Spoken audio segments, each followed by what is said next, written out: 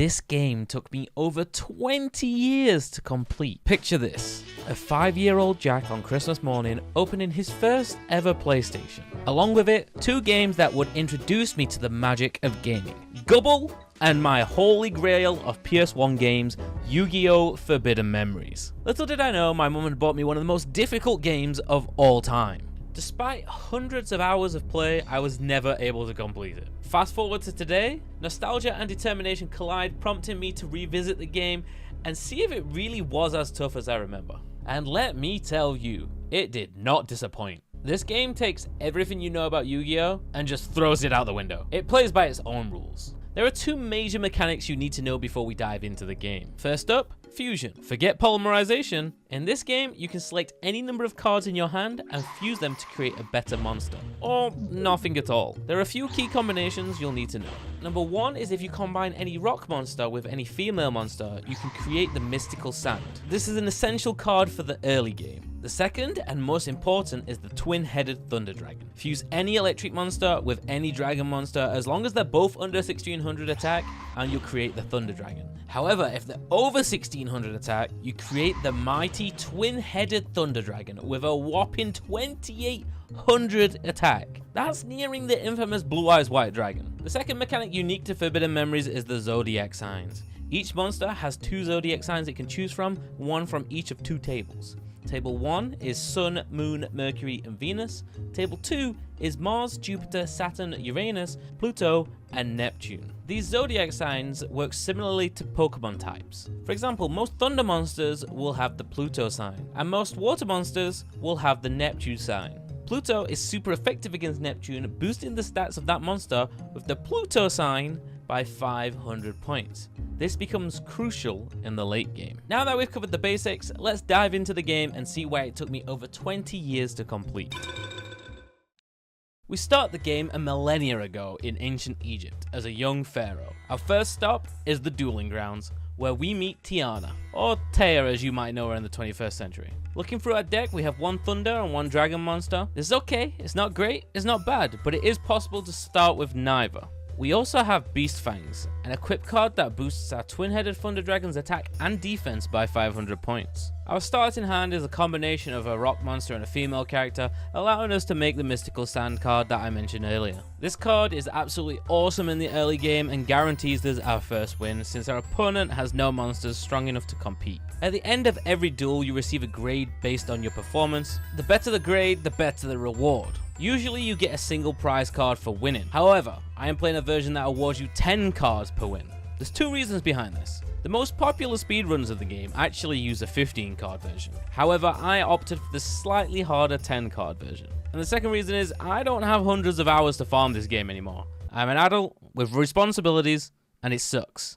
We breeze through the rest of the dueling grounds, defeating Villager 1, 2, and 3. Here, we encounter our first level spike, going from cards with 350 attack to 1600 attack. This is a prime example of why we're using the 10 card drops instead of the 1 card. Imagine having to face that with only Karibo and Griggle to enhance your deck. In the dueling grounds, we added 2 more thunder monsters to our deck, the Electric Snake and Lala Leun. We head outside to see a ceremony where Jono, or Joey as you know him, is getting beaten by Kaiba. To redeem himself, he decides to challenge us. We deal with him quickly, earning ourselves another Lala Leun and another dragon for our deck. Next up is our first encounter with Seto Kaiba. This is the only time in the entire playthrough he will not cause us an issue. We dispatch Seto and head home to find the palace has been raided by Hai Shin. Hai Shin wants our Millennium item. We attempt to flee with the Millennium puzzle, but we are stopped in our tracks and forced to battle. Hai Shin immediately plays a Meteor Black Dragon with a whopping 3500 attack. Stronger than any combination of cards we can play. It's worth mentioning that in this game, the level stars mean absolutely nothing. Usually a high star monster requires tributes, but not in this game. If you have a Blue Eyes White Dragon, you can play a Blue Eyes White Dragon. Hai Shin swiftly hands our ass to us. However, it is actually impossible to win this fight. It's just a plot point for you to destroy the Millennium Puzzle, get sucked inside, and hang out with your Smurf looking caretaker for the next 2,000 years. We fast forward to the 21st century, where we find ourselves as Yugimoto entering the World Championship Championship Tournament. Here we get to face the characters we know and love from the anime. First up is Rex Raptor, and we get to experience our first twin-headed Thunder Dragon. Nothing Rex has can compete, and we wipe the floor with him. Rex drops us another dragon and our first Mountain card. Mountain is a field card that boosts the attack and defense of Dragon, Thunder, and Winged Beast cards by 500 points. Next up, Weevil Underwood. His bug-themed deck has a huge threat in Jirai Gumo, an insect with 2200 attack. Fusions like Mystical Sand and Black Dragon Jungle King are just no longer guaranteed wins. Luckily for us, we get an opening hand that allowing us to play the twin-headed Thunder Dragon on our first turn, and we don't even see his strongest monster. After a quick deck upgrade, we face My Valentine. Her strongest card is Harpy's Pet Dragon, with 2000 attack. So once we had Stone D and Mystical Sand on the field, it was a guaranteed win.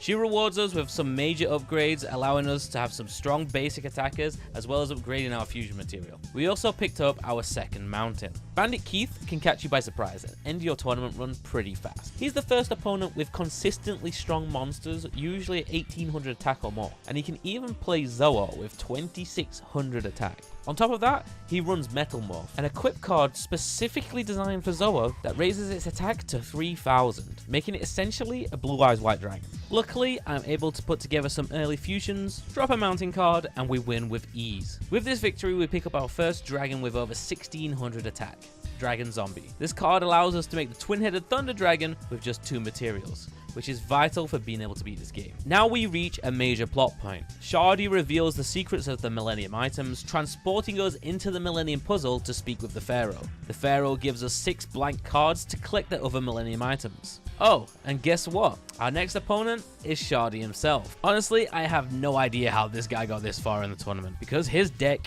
stinks. We wipe the floor with him, take both of his Millennium items, and move on. Our next target is Bakura, or rather the evil Bakura thing that's influenced by his Millennium item. This guy is our first tricky opponent. He immediately plays a Labyrinth Wall with an insane 3000 defense. A normal twin-headed Thunder Dragon won't do the trick this time. I need to either equip Beast Fangs or play a Mountain card to be strong enough to defeat him. Thankfully, the heart of the cards was on our side and it wasn't a very long battle. We emerged victorious and claimed the Millennium Ring. Pegasus can be an impossible fight if luck isn't on your side. He has a small chance of summoning a Meteor Black Dragon on his first turn. If that happens, only a combination of Beast Fangs, Mountain, and twin-headed Thunder Dragon will allow me to have a fighting chance. Thankfully, the strongest card we see from him is the Man-Eating Black Shark. With that, we yank the Millennium Eye from his head and retrieve our 4th Millennium item. Pegasus is a crucial character in Yu-Gi-Oh! Forbidden Memories. He drops many cards we need to complete this run,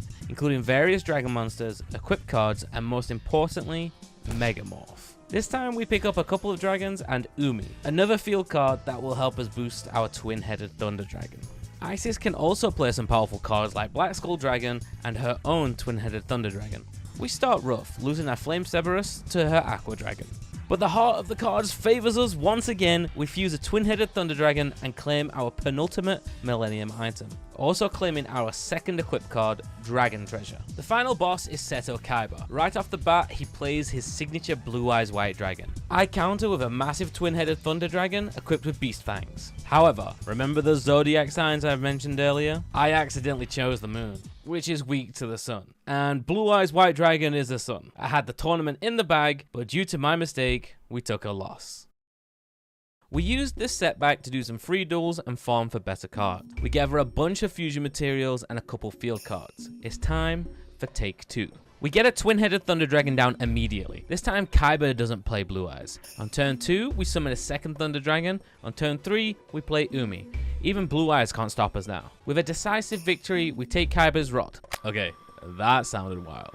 With all the Millennium items in tow, we're transported to the Millennium Puzzle. We discover that our Smurf-like mentor is dead and find ourselves back in ancient Egypt, a much more desolate and destroyed place than before. As a child, this was the insurmountable part of the game. At this stage, 5 temples appear, each guarded by a formidable mage and an even more powerful high mage. But before we can tackle these daunting foes, we must face Jono and Tiana.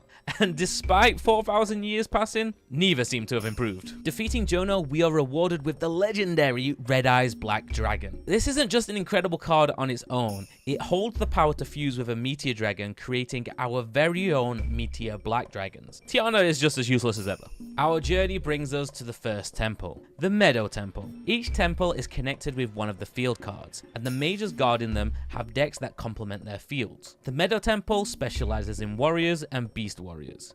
The Meadow Mage also holds some of the best drops in the game, including the coveted Meteor Black Dragon and Skull Knight. We challenge the first mage. Our twin-headed Thunder Dragons carry us to a convincing victory, but the real test awaits with the High Mage Kapura.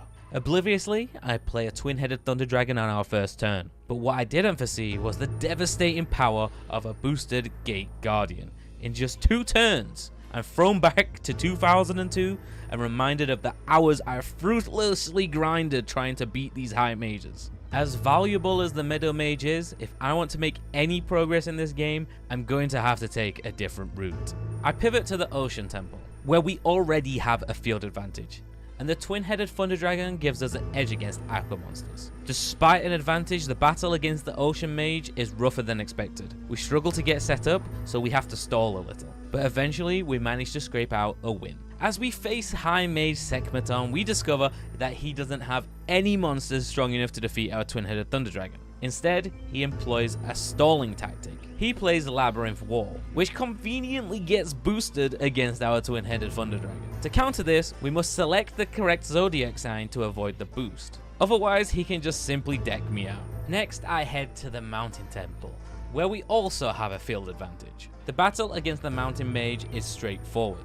Their best monster, Punished Eagle, has only 2100 attack points. Our twin-headed Thunder Dragon makes quick work of them, giving us an easy win. High Mage Atenza, however, is a different story. With the ability to summon stupidly strong monsters like the Meteor Black Dragon and the Black Skull Dragon, Atenza is a significant threat. These monsters are far superior to anything I can currently play. But luck seems to be on our side. Against all odds, we face 0 significant threats during the battle. And with just 3 turns, we take the win. Very lucky, but I'll take it. Our next destination is the Forest Temple. The Forest Mage turns out he's only as strong as Weevil Underwood, with Jirai Gumo being his best monster. We have another slow start, but once we summon the twin-headed Thunder Dragon, the win is guaranteed. On the other hand, High Mage Anubisius boasts an incredibly strong deck. He can summon the perfectly ultimate Great Moth, essentially the bug version of the Meteor Black Dragon. But once again, luck is on my side. We managed to avoid facing any of the big threats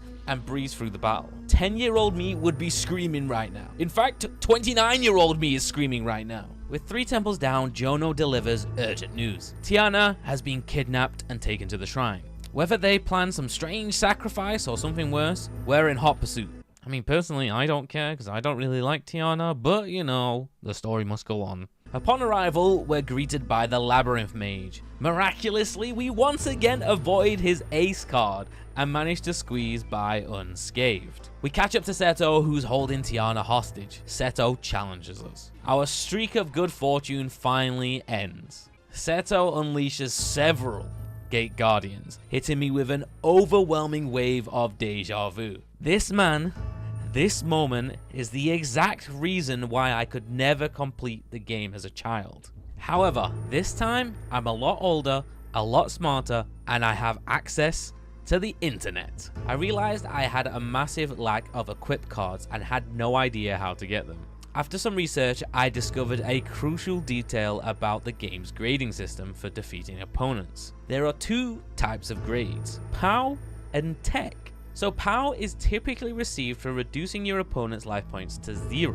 Tech is received for decking your opponent out. Tech grades drop a completely different pool of cards, including Trap, Equip, and Ritual cards. To stand a chance of defeating Seto and progressing in the game, we need both Widespread Ruin, a trap card that destroys any monster trying to attack, and Megamorph, an equip card that boosts both attack and defense of your monster by 1000 points. Pegasus drops both Widespread Ruin and Megamorph, and he's an opponent we can consistently wall. So we spend the next few hours farming Pegasus, aiming to get a few of these essential cards. Bright Castle, Dragon Energy, and Acid Trap Hole are also incredibly helpful for this strategy. After some time, we reinforce our deck with these additions: 1 Widespread Ruin, 3 Acid Trap Holes, 2 Megamorphs, and a Bright Castle. Returning to the shrine, we face the Labyrinth Mage once again. This time, we get to show off our new deck immediately. Our first hand is the perfect hand. Twin-headed Thunder Dragon, Megamorph, Bright Castle. Exactly what we needed to overpower him. With the Labyrinth Mage defeated, we move on to the real threat, Seto Kaiba. Again, we get the perfect hand. We summon a twin-headed Thunder Dragon equipped with a Megamorph on our first turn, outpowering Kaiba's Gate Guardian by just 50 attack points. His next few monsters do include his signature Blue Eyes White Dragon, but they all fall to our twin-headed Thunder Dragon. Finally, we secure victory over Seto Kaiba and return Tiana to safety. Unfortunately. The penultimate temple we take on is the Desert Temple. The Desert Mage and the High Mage Martis present a unique type of challenge. Here, choosing the wrong Zodiac sign can result in their monsters being boosted against our monsters. While they might lack powerful attacking threats, they possess formidable defensive monsters. Labyrinth Wall has 3000 defense, 3500 when boosted by the field, and 4000 defense when boosted by the Zodiac sign.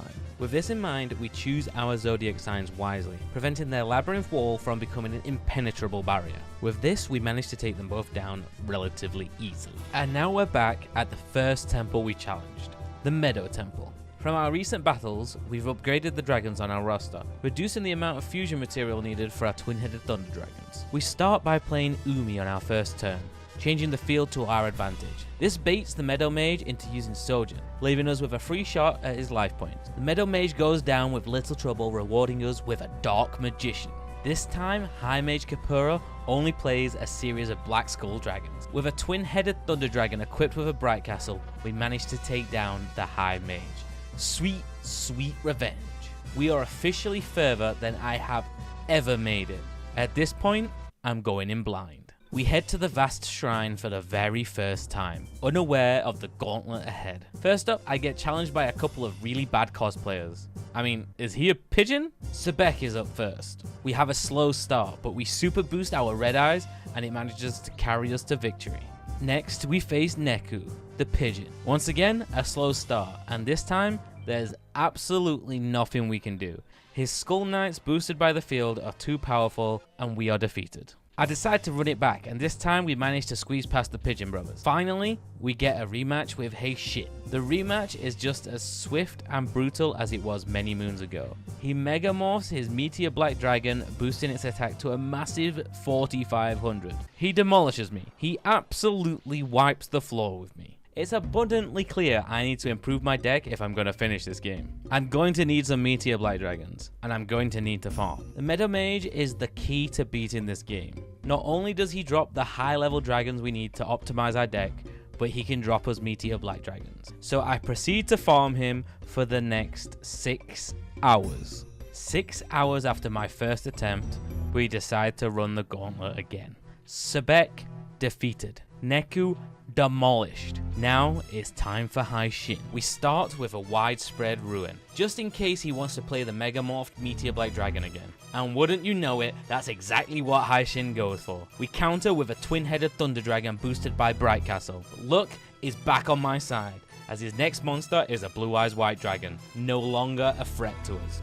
We play Umi to eliminate the field advantage. With these strategic moves and a bit of fortune, we manage to take him out. We finally beat High Shin. And just as I'm about to celebrate, it turns out High Shin is not our final foe. Seto Kaiba challenges us once more, and I start strong. I play a twin-headed Thunder Dragon equipped with a Dragon Treasure. His Blue Eyes White Dragons aren't strong enough to pose a threat anymore. But then, Kaiba ups the ante. He drops a Meteor Black Dragon instead. My only hope of surviving this battle is to draw my own Meteor Black Dragon in time. Next hand, no luck.